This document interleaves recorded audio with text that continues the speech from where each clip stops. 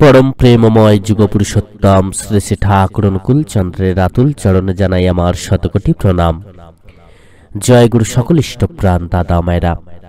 आमरा प्रत्येक मानुषई बाँचते चाই, बाড়তে চাই, ভালো থাকতে চাই। আমরা প্রত্যেকেই জীবনে উন্নতি করতে চাই, অর্থ মান যশ খ্যাতি প্রতিপত্তি অর্জন করে সমাজে নিজেকে প্রতিষ্ঠিত করতে চাই। আর রোগ শোক জরা ব্যাধির হাত থেকে যতদূর সম্ভব রক্ষা পেয়ে জীবনকে উপভোগ করতে চাই। কিন্তু চাইলেই তো আর সব পাওয়া যায় না। উন্নতি কেমন করে হবে, কোন পথে এরকম সুখ শান্তি লাভ করতে পারবো, কিভাবে চললে রোগ শোক জরা ব্যাধির কবল থেকে মুক্তি পাবো তা আমরা সঠিকভাবে জানি না। প্রবৃত্তির দাস হয়ে প্রবৃত্তির সেবা করে চলি। জীবন চলায় তাই মাঝে মাঝেই ঠক্কর খাই। চলার পথ কণ্টকাকীর্ণ হয়ে ওঠে, আর ফলস্বরূপ উদ্বেগ অবসাদ হতাশা অশান্তি নানা দুর্ভোগে জর্জরিত হই।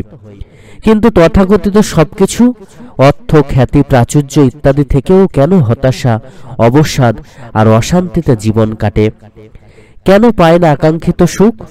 বিষয়টিকে একটু তলিয়ে শ্রী শ্রী ঠাকুরের দৃষ্টিভঙ্গির আঙ্গিকে দেখলে দেখতে পাবো এর মূল কারণ একটাই, তা হলো উৎস বিমুখতা বিকেন্দ্রিক চালচলন। উৎস বিমুখ বিকেন্দ্রিক চালচলনে যত সব গণ্ডগোল এবং অশান্তির মূল। শ্রী শ্রী ঠাকুর তাঁর একটি বাণীতে বললেন, ভ্রান্তি হলো সেই উৎস বিমুখ চলন বলন বসলো পেয়ে যেই। যে আদর্শে অনুগত অর্থাৎ উৎসমুখী কেন্দ্রায়িত চলন বলন যার জীবনের ভিত্তিভূমি, তার তো ভুল হবার বিপদগামী হওয়ার সম্ভাবনা প্রায় নেই। আমরা জানি পৃথিবী তার নিজের কক্ষপথে সূর্যকে কেন্দ্র করে তার চারিদিকে ঘোরে, তাই পৃথিবী ছিটকে যায় না, কক্ষচ্যুত হয় না। মানুষের ক্ষেত্রেও এই সহজ সত্যটি একইভাবে প্রযোজ্য।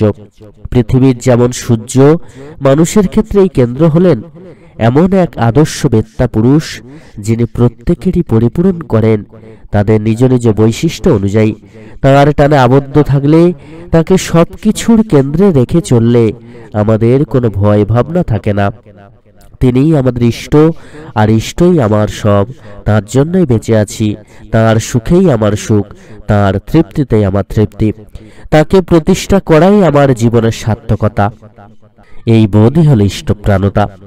আমার এই সুকেন্দ্রিক ইষ্টানুক চলন বলনের মধ্য দিয়ে যে সমস্ত পবিত্র বা কমপ্লেক্স আমাকে বিপথে টেনে নিয়ে যেতে পারে এবং বিভিন্ন বিপর্যয়ে প্রজ্জুদস্ত করে তুলতে পারে, সেগুলো অ্যাডজাস্টেড বা নিয়ন্ত্রিত হবে। বিভিন্ন পবিত্রী আমাকে কুপথে চালিত করতে পারবে না, বা পবিত্রীর জাঁতাকলে পড়ে নানা বিপর্যয়ে বিপর্যস্ত হতে হবে না। এই রকম চলনের মাধ্যমেই উন্নতি আমাদের অবাধ হবে। অর্থ মান যশ খ্যাতি প্রতিপত্তি আমাদের নিয়ত সেবা করে চলবে।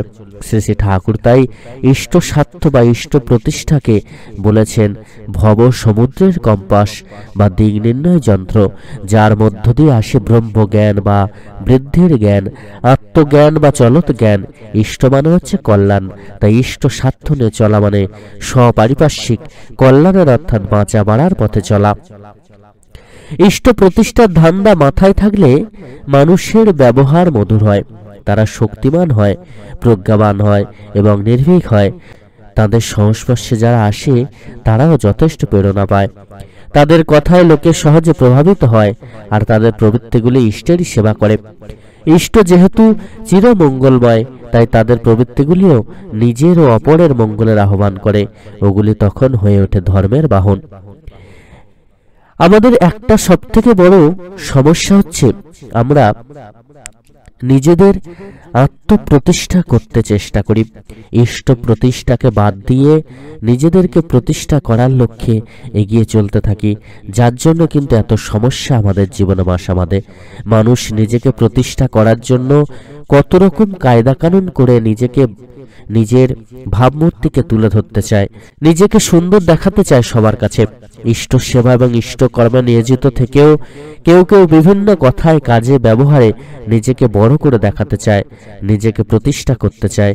কিন্তু হাজার চেষ্টা করেও ঠিকভাবে নিজের প্রতিষ্ঠা তারা করতে পারে না। শ্রী শ্রী ঠাকুর তাই বারবার বলতেন, ইষ্ট প্রতিষ্ঠাই হলো আত্মপ্রতিষ্ঠার সত্যিকারের পথ। ইষ্ট প্রতিষ্ঠার বুদ্ধি নিয়ে মান অভিমানকে দূরে সরিয়ে অকপট অন্তরে যখন কারোর কাছে যাওয়া যায়, তখন তার শ্রদ্ধার কর্কটা খুলে যায়।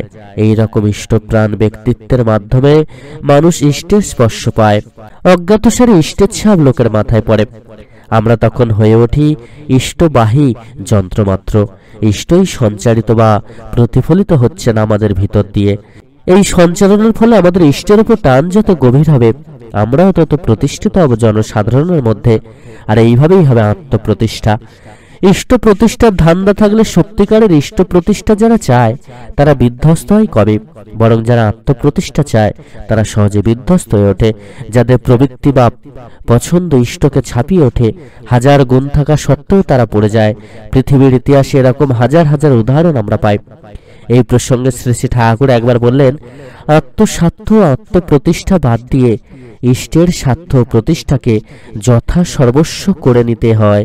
এই হলো তুক। কেউ যদি সম্যক ইষ্ট স্বার্থ প্রতিষ্ঠাপন্ন নাও হতে পারে এবং ইষ্টকে অবলম্বন করে সম্যকভাবে অর্থাৎ নিজের মঙ্গলের জন্য যজন যাজন ইষ্টভৃতি করে, সেও কিন্তু ফেলনা নয়। ওই করতে করতে তার ইষ্টের উপর টান যত জাগবে, ততই ইষ্টার্থে কাজ করবার সার্থকতা সে বুঝতে পারবে। ইষ্টার্থী হলে নিজের স্বার্থ আরো ভালো করে পূরণ হয়। অবশ্য সেই বুদ্ধি নিয়ে প্রকৃত ইষ্টার্থ পরায়ণ হওয়া যায় না।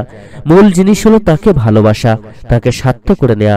সতী স্ত্রীর যেমন হয় তার স্বামীর জন্য, স্বামীর স্বার্থ বাদ দিয়ে নিজের আলাদা কোনো স্বার্থের কথা সে ভাবতেই পারে না। ওই কথাগুলো বলার পরে এই বাণীটি পরমদয়াল যুগপুরুষোত্তম শ্রী শ্রী ঠাকুর আমাদেরকে দিলেন।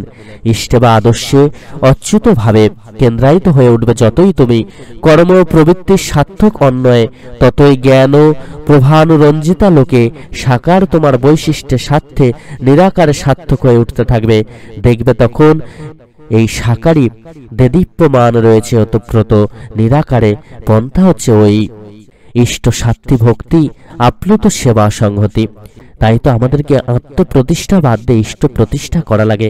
আর এই ইষ্ট প্রতিষ্ঠা যদি ঠিক ঠিকভাবে আমরা করতে পারি, যদি ঠিক ঠিক কর্মগুলোকে যথাযথভাবে পালন করতে পারি, তাহলেই কিন্তু সহজে আমাদের জীবন ধন্য হবে, সকল দোষ কাটবে, উন্নতি কিন্তু আমাদের হতে থাকবে, কেউ আমাদেরকে আটকাতে পারবে না।